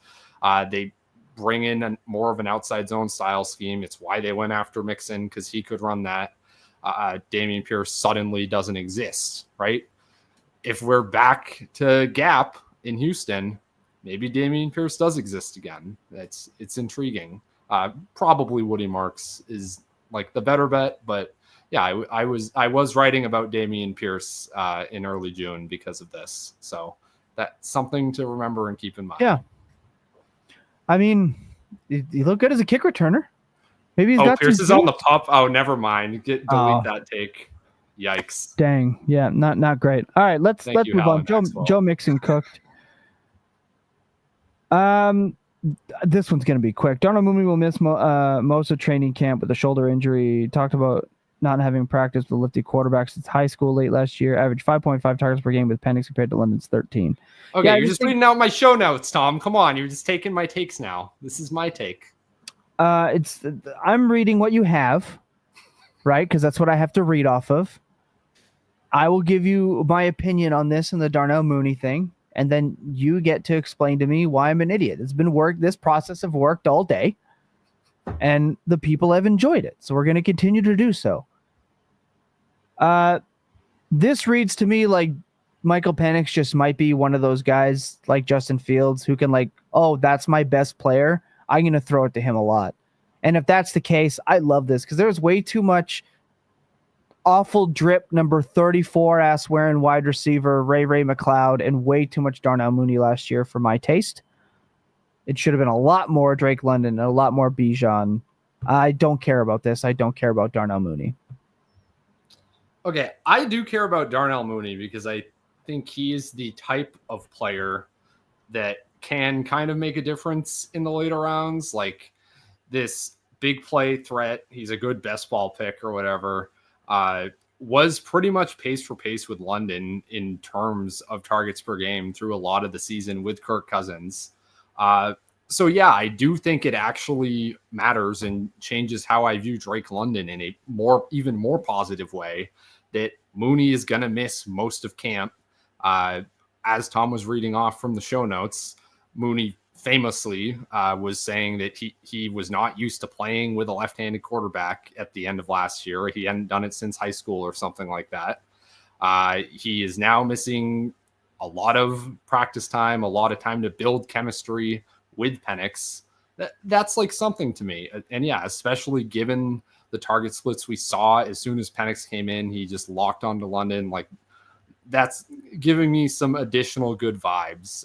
I mean, pretty much nobody can go pace for pace with Drake London's per route stats through his first few years in the league. Like he's elite tier, up with the Nico Collinses and the Amon-Ra St. Browns. So yeah, it's pretty cool that London is just, I guess he's about on par with Nico in Dynasty, but in redraft, he's like way cheaper than those guys. So, and I think that's wrong. I think he should just be kind of approaching that like early second turn area in any format right now, in redraft, excuse me, not in Dynasty Superflex.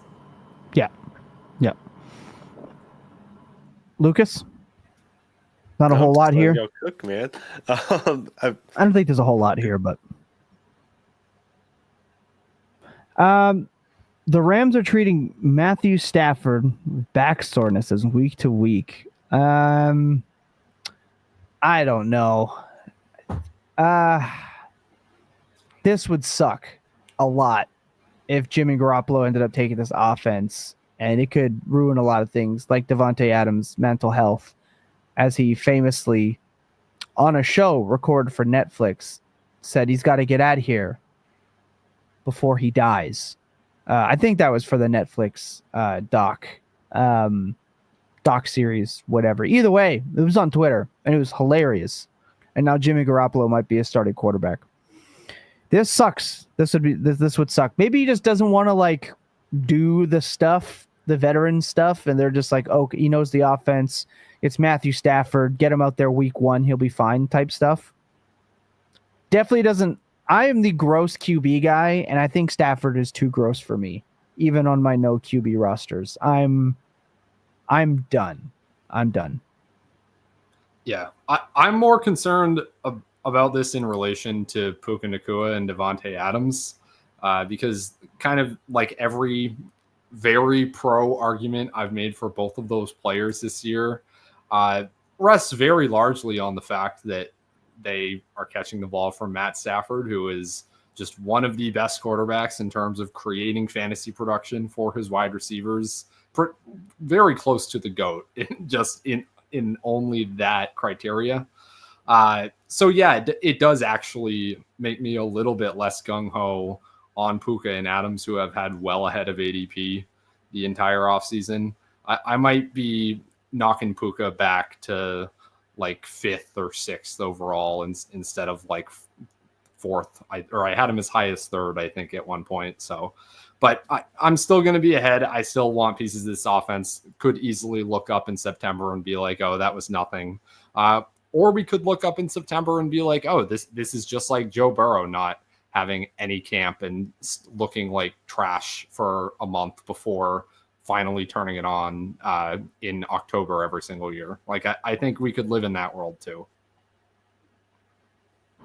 I think that's fair. I think potentially, if this gets worse, Kirk Cousins' landing spot. Maybe. I mean, I don't know. Maybe they can make Jimmy Garoppolo function. I don't know.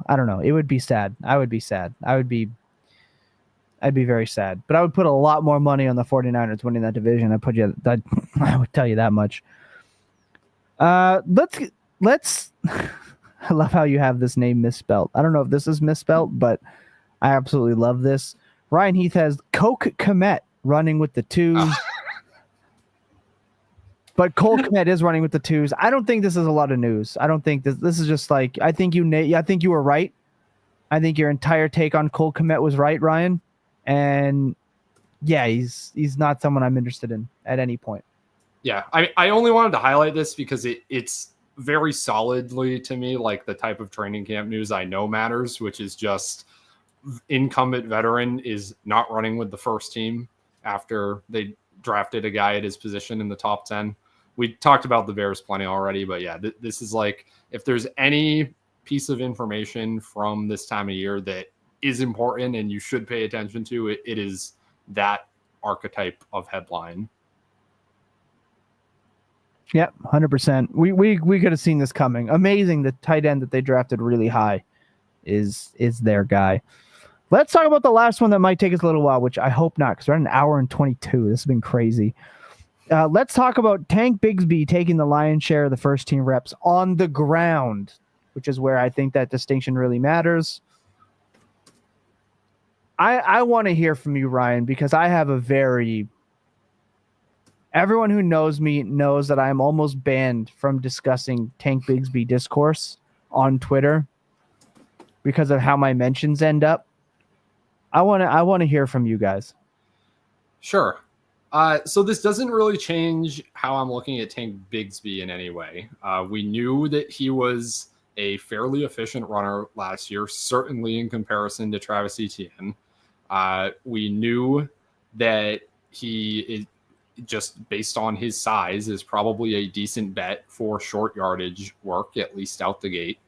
I think like the bigger takeaway here is that the Travis Etienne was an RB1 a year ago thing is like not, that ain't it anymore.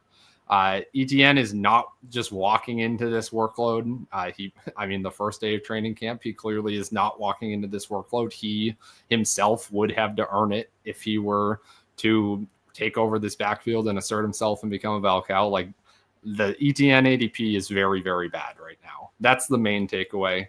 It's extremely early. I would expect this to shake up.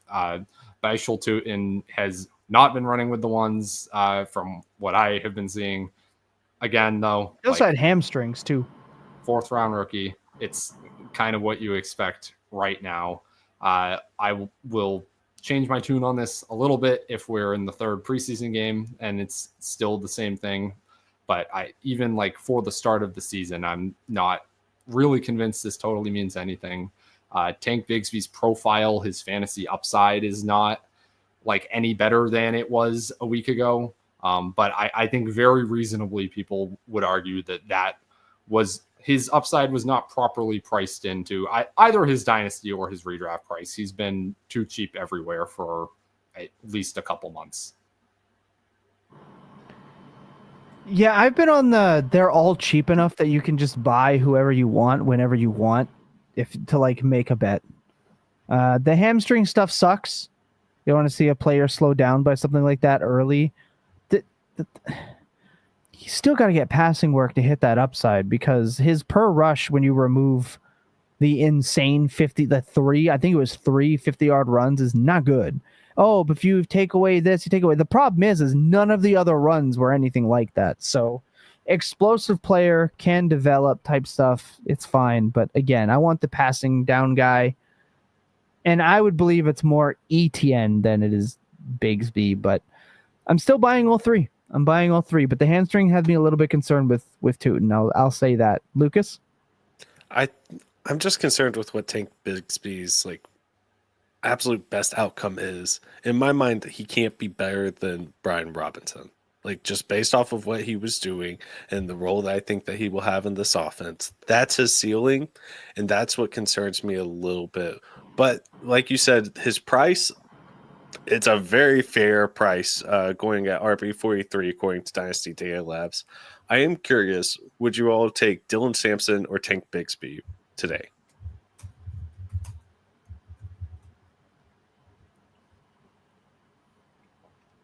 Probably Tank. Probably. I would take Dylan Sampson. I don't think I think Judkins is playing. I think he's playing. Bigsby or Javonte Williams? Bigsby. Bigsby or Ramondre Stevenson? Bigsby. I think Mondre's super dead. All right, Bigsby or Spears? Spears. Bigsby. Okay, Bigsby or Aaron Jones? Aaron Jones.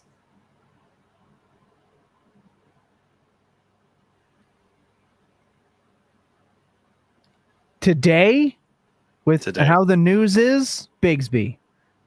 Right. Aaron Jones could be like that. I don't think Aaron Jones has insane upside or whatever. Aaron Jones, good offense. Could score 10 points a game, or he could have a game where he scores like 14 points a game. Yeah, he could average 14, 15 points a game. Hear me out.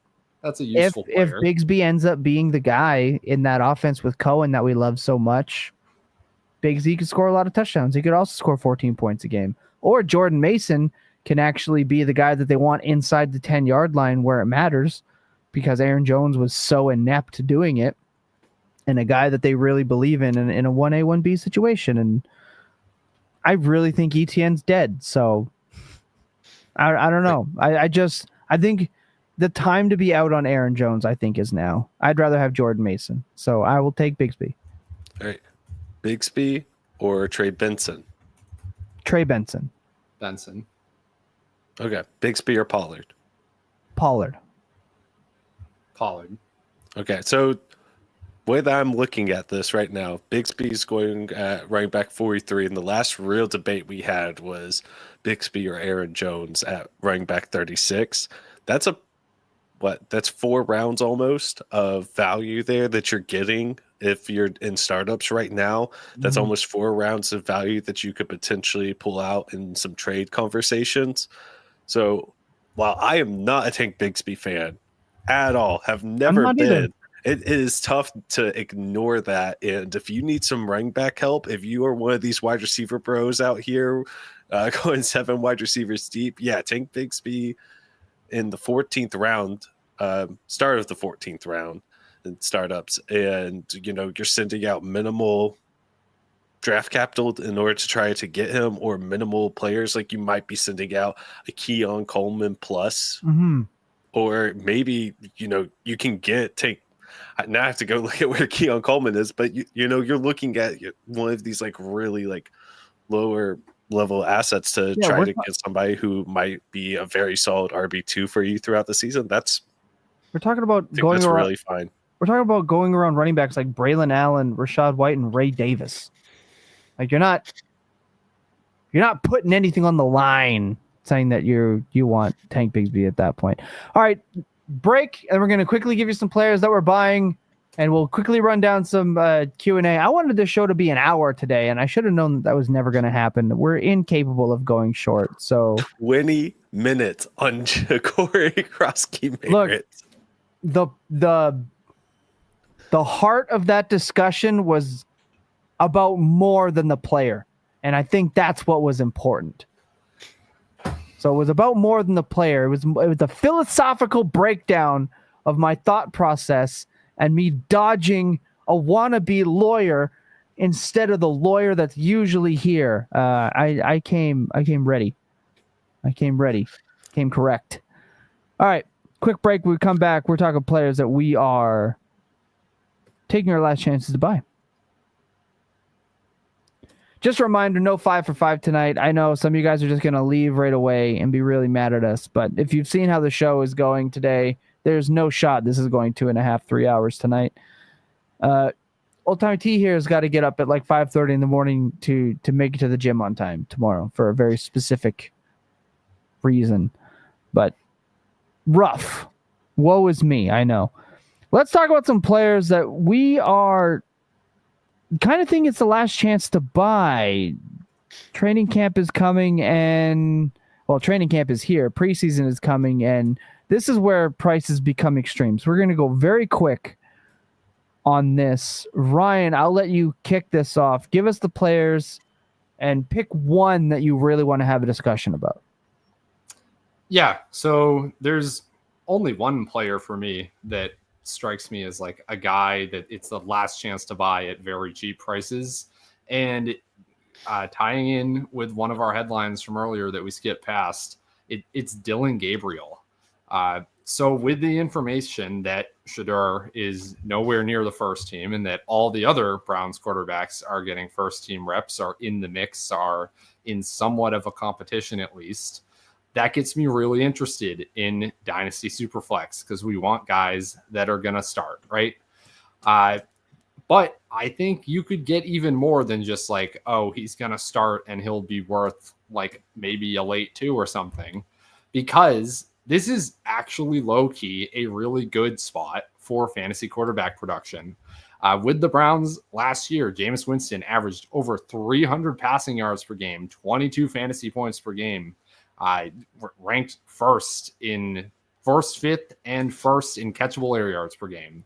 Joe Flacco, almost the exact same numbers in 2023 across his contests.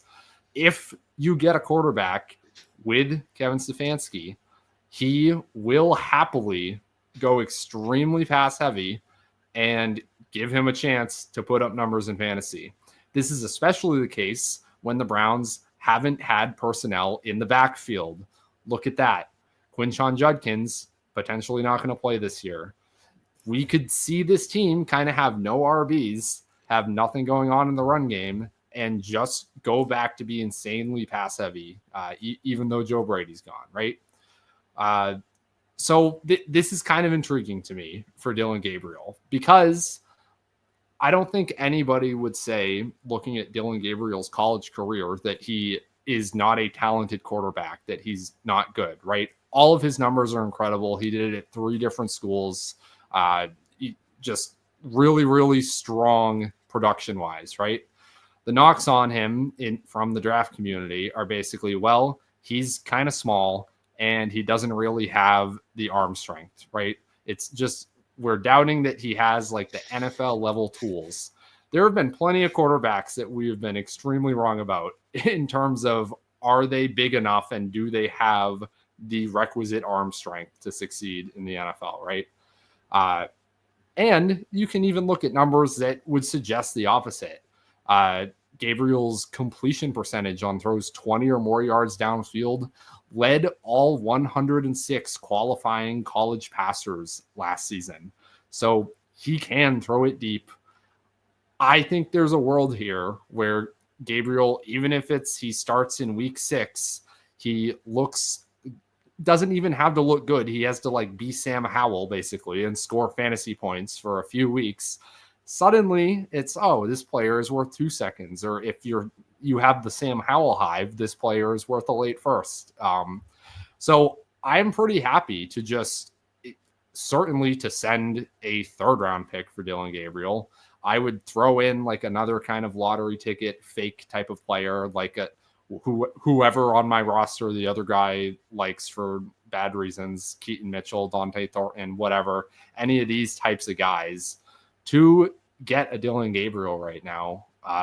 Because this will, unfortunately for all of us, be one of the most consumed, most paid attention to quarterback battles in the NFL this preseason, just because of Shedeur and the magnetism of attention that he commands. And if Gabriel is coming out of it looking really good, I think he can be a really fast riser.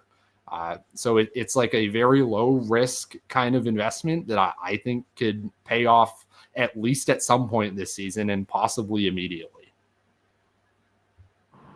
Yeah, I'm willing to bet on any asked quarterback if they could potentially play. The team wants Kenny Pickett. Joe Flacco looks like an emergency break glass only. He was drafted ahead of Shedeur. He's playing ahead of Shedeur now. We're going to see him more than Shedeur. And I think we see him first. So I think, and in this kind of offense, it's fine. I don't have anything really wrong with this other than he's just, he's a lefty. And for the most part, if you bet against those in the NFL, you're going to do pretty good. That's just like my conspiracy theory take on left-handed quarterbacks. It's not like a real take. It's just my conspiracy take. But I'm with you. I see nothing wrong with this at all. Nothing wrong with this. I don't scout quarterbacks. I say it all the time. Just give me the guy that might be able to play and put points on my roster. Lucas? No, I think that's a really good point. Whichever Browns quarterback you think has the best chance of starting, whether that's Dillon Gabriel or Shedeur Sanders, should absolutely be a buy, especially because most of them are costing maybe a 3rd round pick at most, especially with all of like the negative lines about Shedeur not being able to run with the starters. I'm perfectly fine with that. And with Dillon Gabriel also kind of being a little bit cheaper, absolutely. At least in startup drafts, whenever you're doing your rookie drafts, Dillon Gabriel is always going after Shedeur Sanders. So I'm fine with that. Yes, there's definitely some concerns about what he's going to be, long-term in the NFL, but you're not buying for long-term, especially a 3rd round pick. You're buying to, put some points on your roster or to flip him later on. There was a time whenever Sam Howell was going for a 1st plus, and that just seems like a false world at this point that universe ever existed. And there is a scenario, there is a path, there is a future universe if this branches out just perfectly where you could do something similar with Dillon Gabriel. And if the opportunity cost is just a 3rd round pick, absolutely take that bet. Sure. Agreed. Lucas, what do you got? All right, so for mine, we've talked about him a little bit throughout the show, but right now you have to be calling about Michael Penix Jr. You absolutely have to. I don't know what owner in your leagues has him, but you need to be checking in on him and seeing what the price is. I think right now, especially with how the Falcons are locked into their current quarterback situation and really their current offense for the next 2 years, having traded away their future 1st round pick to get James Pierce in this draft, they are betting that this scenario is going to work out for them. And if it doesn't go well this year, they're going to be saying, well, it's his first full year as a starter. We're going to give him a chance next year because they don't have an opportunity to try to replace the quarterback in this coming draft. Even if there's a regime change, like coaching staff's gone, if GM changes, I think that they're locked into this current scenario. You have a little bit of value insulation built in because you are going to have to move assets to get Michael Penix Jr. Even if they have a worst case scenario this season, I think you'll have a opportunity to recoup some of those assets if you do decide to move on. But the buying window for him is about to close. The first snap that he plays in 2025, his buying window will be closed, because managers, if they have him when the season starts, are going to be locked into seeing what he's going to be moving forward. You're not going to have another chance to acquire mid-season unless you're paying astronomical prices to try to pull him away from a manager, and you're buying on top of what his upside could be. Right now, the upsides or the potential downsides are already priced into what his value could be. You need to be buying him right now. He doesn't run, so he falls into that pit of like, there's like 7 guys that you could probably get that they'll probably score within reason. I'll buy because he's a younger version of those guys and he has Drake London. Sure. But he gets drafted like right beside Dak Prescott, and it's like, oh no, Michael Penix is gone. Whatever I'm going to do. Oh, just draft the older version who also has CeeDee Lamb and no running game.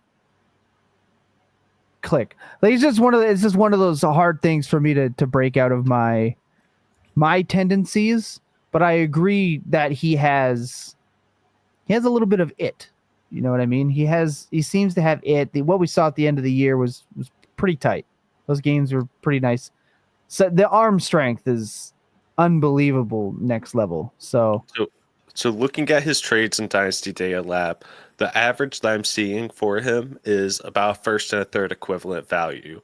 But there are trades where the manager's demanding 2+ firsts. As they should probably. Yeah. So that's what I'm really looking at. Is this is your last time to buy in which you can still price what if he doesn't do well into what the cost is to acquire. And that's why you really want to be looking at him right now. He's definitely going to be more movable, at least in my opinion, than a JJ McCarthy, which I know is the other popular name in which people are trying to buy from some of these younger quarterbacks. He's going to be easier to acquire than Bo Nix. I feel like he's going to be easier to acquire than Drake May, definitely easier to acquire than Caleb Williams. So if you're wanting to get in on one of these younger quarterbacks, I think Michael Penix Jr. at cost is the best one to be getting in on. And like I said, it's the very last chance to be buying him. Yep. I'm right there with you. Nothing wrong with that take at all, in my opinion. I've got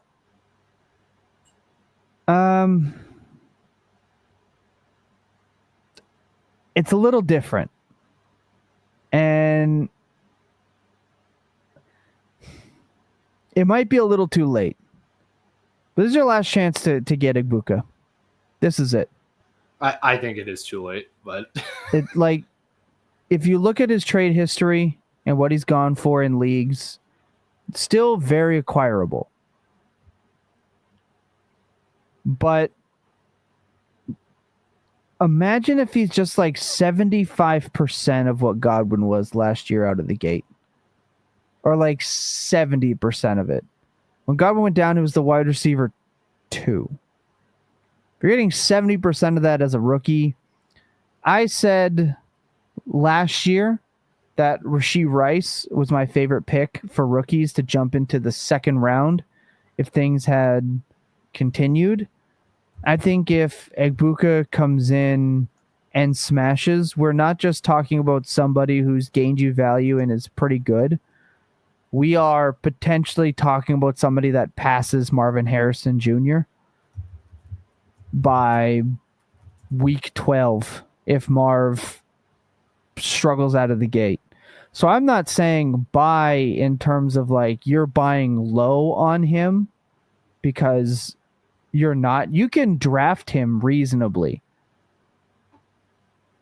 Egbuka is drafted fairly reasonably, in my opinion, at wide receiver 24.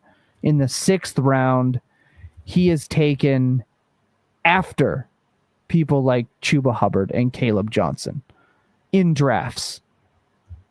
I don't think that's right. I think we have a potential to see someone jump from the 6th round to where Lad McConkey is at the beginning of the 3rd. I'm talking about that kind of value jump, and that's worth paying for early, in my opinion. I think it is okay to... This is what I like to call a fake overpay. Because it's not really going to end up being an overpay by the time he really breaks out. I'm looking at some of the trades for him, and even for today, Oronde Gadsden, Lambert Smith, and a 26-1. That is a smash for Egbuka.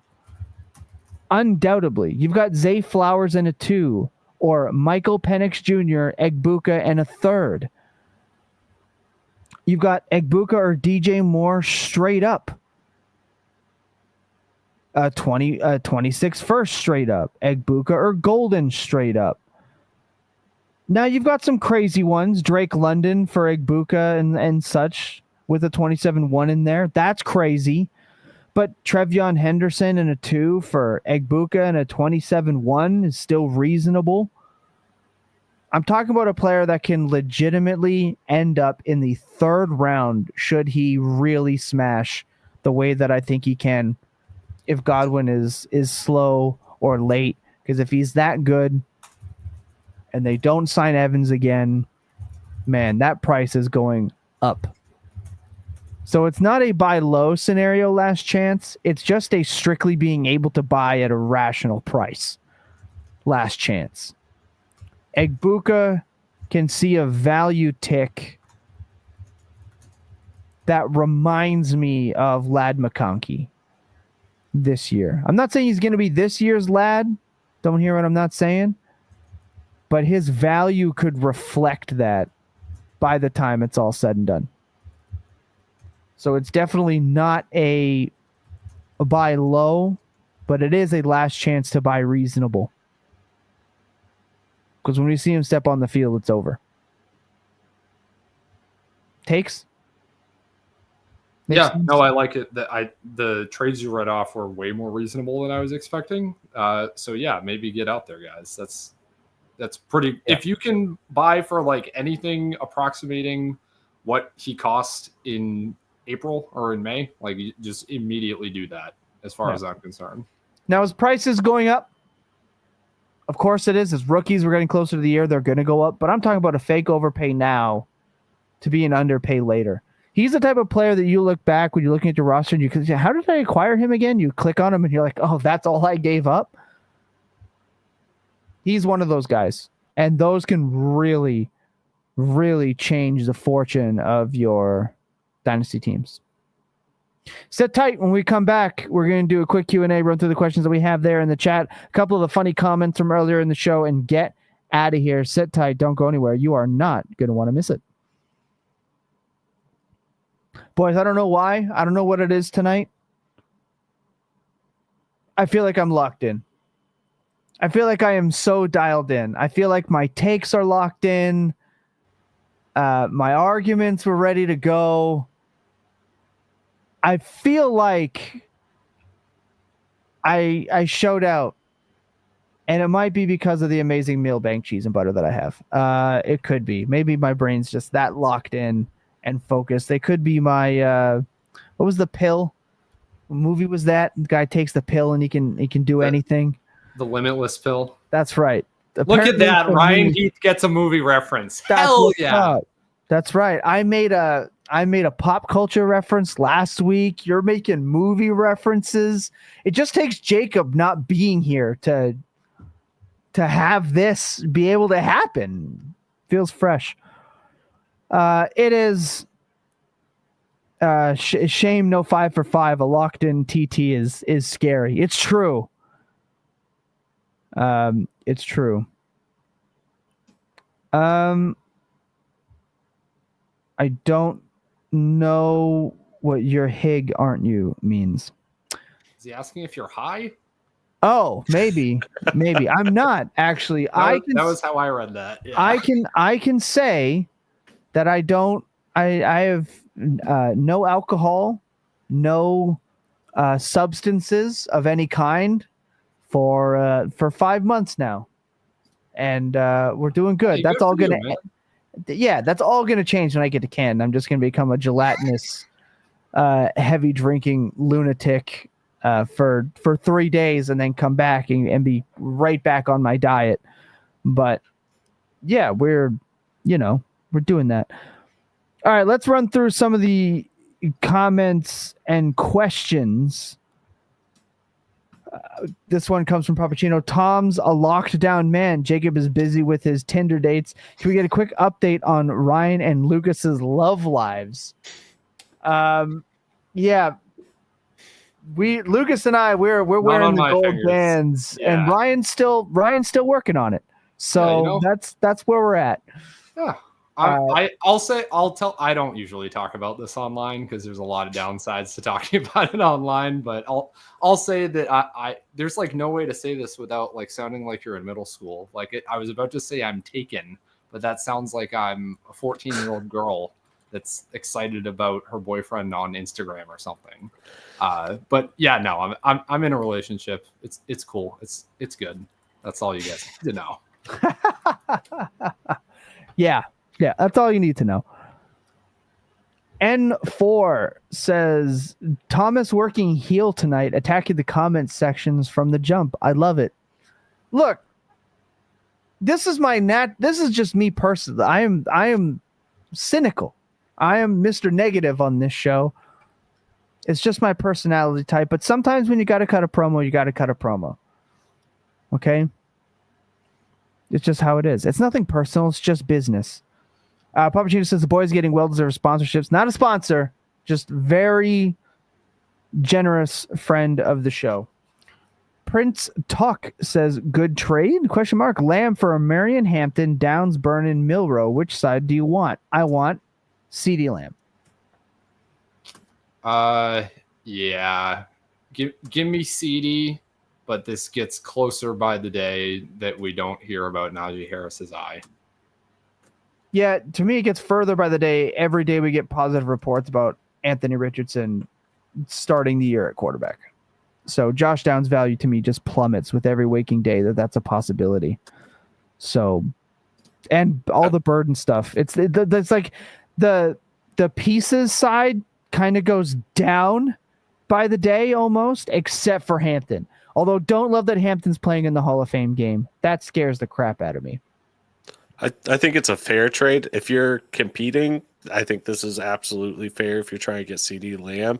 It does suck having to give up Omarion Hampton instead of, trying to stack picks on that. But I think that's a really fair trade. If you're trying to rebuild, this is an awesome reset offer. I feel like you're getting a lot of potential upside baked into it, and I think it's fair for Lamb.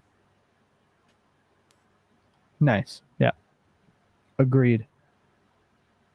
Adam OTC says, I haven't seen any specific camp hype for Genty, really. This is a buy window. I have, and it's been a lot of the stuff where it's like, oh, he burned the defender.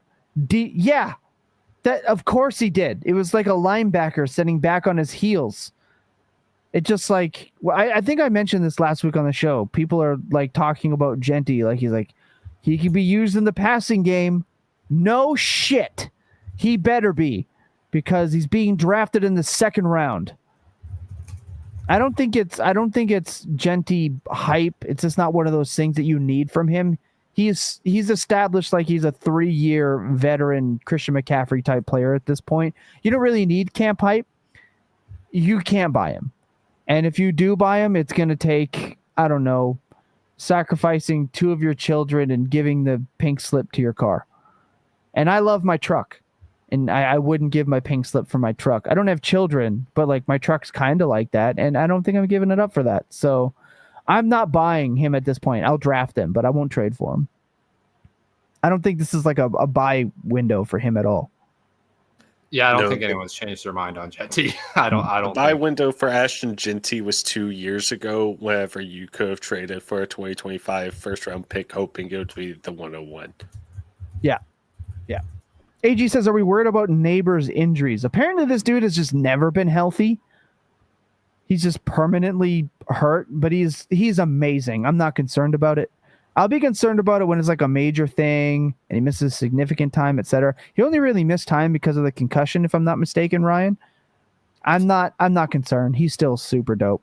But eventually, it's going to become a problem. The thing is players are hurt until they're not. And we went through this kind of thing sort of with Keenan Allen a little bit, except he actually missed time. So we'll see how it plays out, but I'm not worried. Yeah, unless there's another injury I'm not aware of, but the one I'm aware of is that his toe is going to continue requiring management throughout the season, as it did last year. So yeah, I mean, we had this discussion in our like projections chat. I think we have ended up docking Neighbors like one game compared to what we normally project wide receivers for. But I would say it's like a minor thing. Yeah, he got another shoulder injury today. Oh, I don't know anything about that. It's hard to keep up with this, guys. Yeah, exactly. I'm still not concerned. Logan. I'm going to butcher your last name, so I'm not going to go there. But Logan, fellas, I'm in a Dynasty startup non-premium, and I've faded tight end. Good idea. Some options left are Loveland and Njoku, Engram. Just take Loveland. Call it a day. Yep. Loveland, I would rank the highest very easily. Like in that order. Of them in Dynasty. Yep. Loveland and Njoku, Engram. Easy. You've done the right play, especially in a non-premium. You nailed it. I mean, I would go Engram over Njoku, but yeah, Loveland's still first. I absolutely wouldn't. I think the upside's just higher with Engram. He said just subscribe. Had to unsubscribe someone else. Can't OD on Best Ball Bros. Welcome. Trust me, you'll get enough Best Ball references on this program weekly to make up. We appreciate the sub. All that stuff makes a difference. Of course, if you enjoy the program, this is the type of thing we do every week. We live and breathe this stuff. We die. So we would die without it. I truly believe so. So we put our time, our effort, our love, and our energy and our passion into this thing. So let's hit those likes. Let's subscribe. I'll explain the comment thing after. But yeah, shout out to you guys, man. Q&A offering. Quick thoughts on Tet versus Marvin Harrison Jr. Tet at cost. Easy. We talked about the Marv stuff. I've already been out on Marv. We've trashed Marv on this podcast. If he ever hits, we've got to quit the show because the comments will be ruthless. And I don't think I could handle that kind of bullying. I won't even at cost you on that. I would just have Tet over Marv straight up at this point. Fair. Lucas? At this point, yeah, I think you have to do Tet over Marv straight up. All right. And John says was offered a 26 mid to late first and a 26 second Judkins and Tank Bigsby for Hampton. Yeah, I'll just take Hampton. Yeah, that's Hampton for me. I also don't agree with the mid to late first thing. You can't predict a year out. I would remove that vocabulary from your trade negotiations.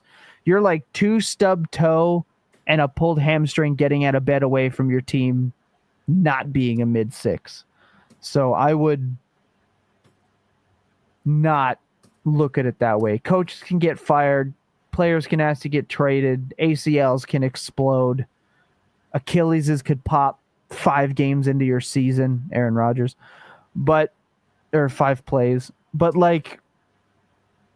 yeah, I would remove that mid to late first and start using the base first model. I think you would get a lot more effective trades done. But I'm taking Hampton.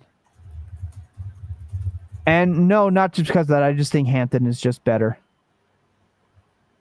Right? 2 first plus is what you're going to have to pay for Hampton real quick, in my opinion.